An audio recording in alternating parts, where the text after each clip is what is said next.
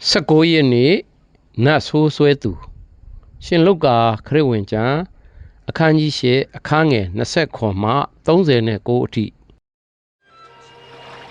ဂါလိလဲပြည်တစ်ဖက်ကမ်းဖြစ်သောဂါဒရပြည်သို့လှေဆိုင်တော်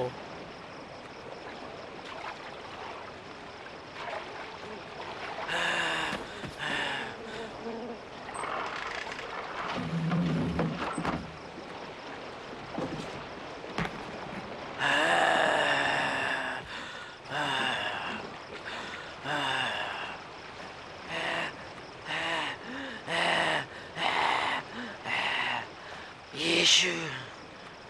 အမြင့်မြတ်ဆုံးသောဘုရားကျွန်ုပ်တောင်းပန်ပါတယ်ချမ်းသာပေးပါချမ်းသာပေးပါပြောစမ်းမင်းနာမည်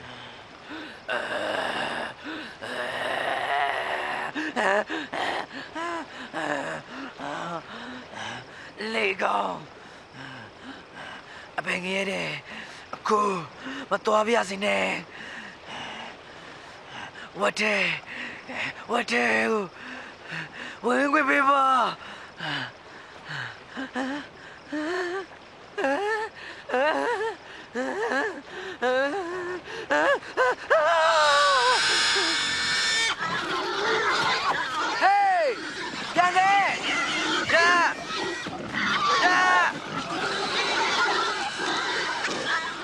နတ်ဆိုးများတို့သည်လူမှထွက်၍ဝက်ထဲသို့ဝင်ကြ၏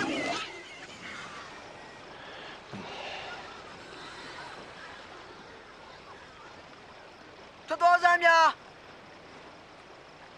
ဟေးမော်ဆရာကြီးထွက်သွားဒီကထွက်သွားစမ်းများခုပဲထွက်သွားဝေးသွားဗျာ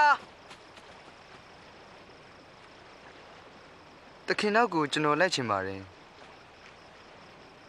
ကျွန်တော်လိုက်ပါရစေအိမ်ပြန်ပြီးဖះရဲ့ကောင်းမြတ်ခြင်းကိုပြောပါနံပါတ်1နတ်ဆိုးများသည်ယေရှုအားအဘဲကြောင့်ကြောက်ရွံ့ကြသည်